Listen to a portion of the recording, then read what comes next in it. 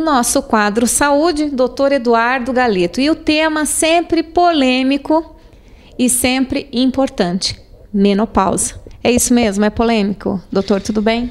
Tudo bem, é um prazer estar conversando com você e tentando ajudar a disseminar boas ideias. Todas as mulheres, desde o nascimento, elas têm evolução desde a adolescência, começo das menstruações, e tem um momento que se aproxima dos 48 anos em que os ovários param de funcionar. E aí esse período da vida da mulher se chama climatério ou menopausa, que é a data da última menstruação. Os homens com 60, 70, 80 anos fabricam espermatozoides e podem fecundar uma mulher. Ao chegar nessa idade dos 50 anos, mais ou menos, acabam-se os óvulos, ela não é mais fértil, mas também diminuem os hormônios, causando modificações importantes no corpo da mulher.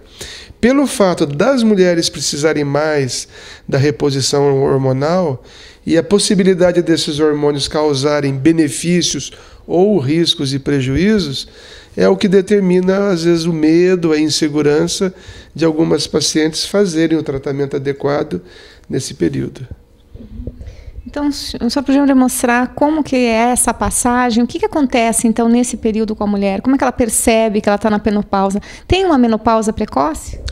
Se ela tiver com 30 e poucos anos, 40, os sintomas da menopausa e a parada dos hormônios na sua circulação, ela vai ter os sintomas mais frequentemente. O sintoma mais comum que a mulher tem, em 70% a 80% das vezes, é a onda de calor. A sua pele fica mais ressecada, o cabelo perde um pouco do brilho, fica mais opaco. Algumas mulheres tendem a ter alterações do humor, ficam mais irritadas, depressivas e nervosas.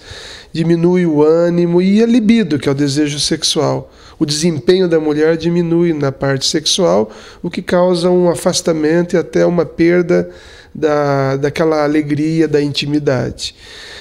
Algumas imagens que eu tenho aqui mostram que a mulher, no seu período de juventude, ela tem o ovário que produz os folículos, e quando ela entra no período da menopausa, o ovário diminui bastante de tamanho e ele fica como se fosse mumificado.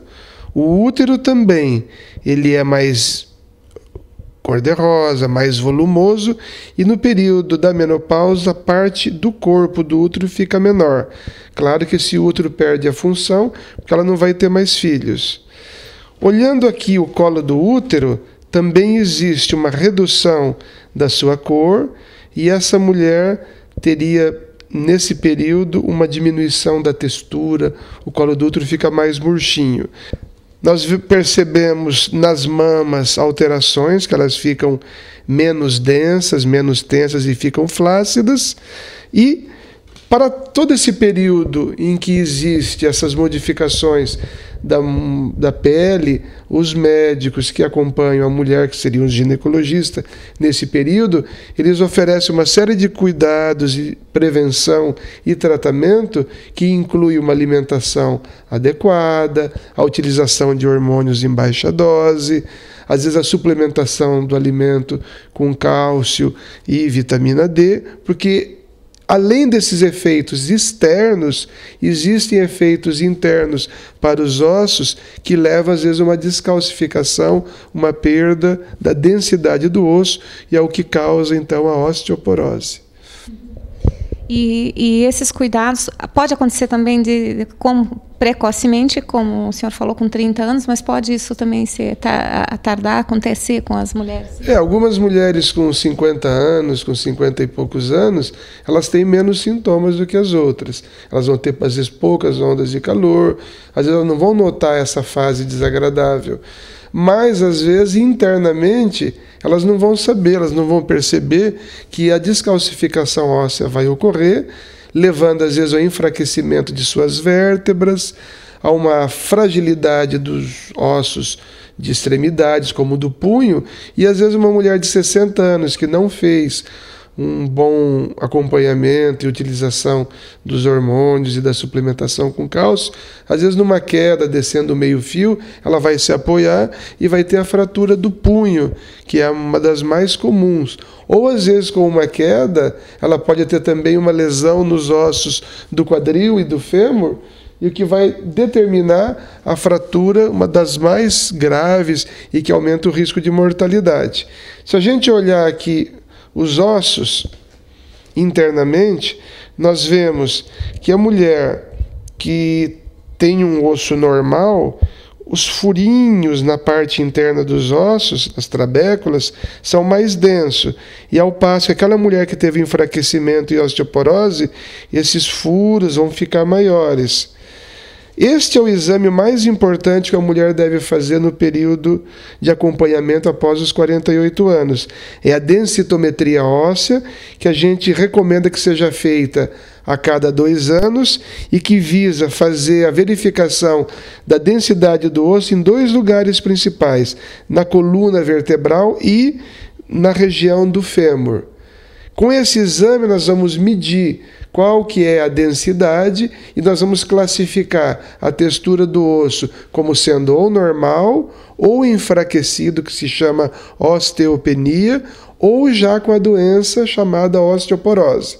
Quando nós identificamos a osteoporose já instalada, nós ficamos bastante preocupados, porque aí as fraturas acontecem com bastante facilidade. Por exemplo, na coluna vertebral, a mulher nessa época tem uma diminuição dos espaços, porque acontecem pequenas fraturas ou rachaduras nos corpos vertebrais. Ou então as 2 fraturas mais comuns e mais importantes, que são a de punho e a do colo do fêmur. E também nessa questão, é mais fácil de acontecer a fratura e a restauração disso, e também é mais difícil? Se uma mulher tem uma fratura aos 60 anos de idade, a sua recuperação vai ser mais lenta, os cuidados vão ser feitos através do tratamento com ortopedista, que vai fazer imobilização ou cirurgia. Se uma mulher tem osteoporose e já teve uma ou outra fratura, ela vai receber um conjunto de medicamentos para que o osso se estabilize e pare de continuar tendo essas perdas de massa. Se a gente for comparar um pedaço de madeira ou de plástico com um isopor, nós vamos perceber que é muito mais fácil você quebrar um isopor que se transforma quase em pó do que quebrar um galho de madeira ou um pedaço de madeira. Claro que o osso não fica igual um isopor, eu exagerei um pouquinho.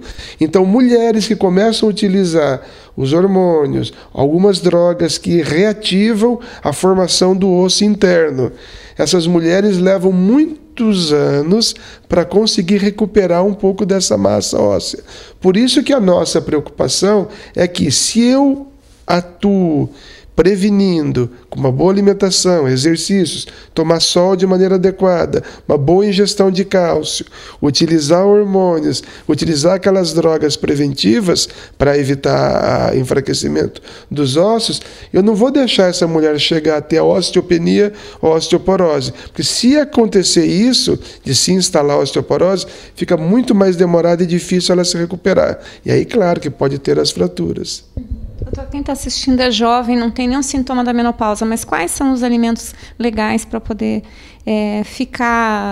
cuidar dos seus ossos? Já começar a ter essa prevenção. Tem vários alimentos que são ricos em cálcio, que são os principais, e a gente recomenda que as pessoas ingiram bastante alimentos que têm esses altos teores de cálcio, como, por exemplo, leite e seus derivados, mas dando uma preferência para aqueles que têm um baixo teor de gordura. Então, de preferência, os de baixa caloria, né? E atividade física, porque o osso, além dele ser denso, ele também precisa ter uma certa flexibilidade.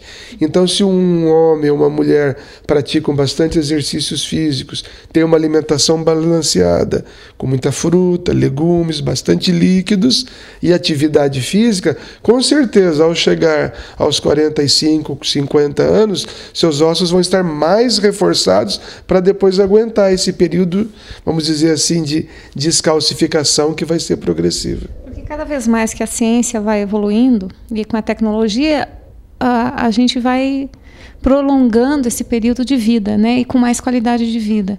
Se a gente olhar a vida das pessoas dos outros séculos, muita gente, vamos dizer assim, filósofos, artistas, morriam com 30 e poucos anos, com 40. E hoje, ao chegar ao período da menopausa, a maioria das mulheres tem que perceber que elas vão viver ainda mais 30, 40, 50 anos. Por que não chegar aos 80, 90, como muitas pessoas conseguem, praticando atividade física, com um bom tipo de entrosamento no meio social, convivendo com a família, mantendo das suas capacidades intelectivas e de relacionamento. Então a gente se preocupa muito em que o prolongamento da vida seja feito com envelhecimento saudável e com excelente qualidade de vida e de relacionamento. Mas sempre a gente tem que procurar um bom médico. No nosso quadro Saúde, nós temos o Dr. Eduardo Galeto hoje falando conosco sobre a menopausa.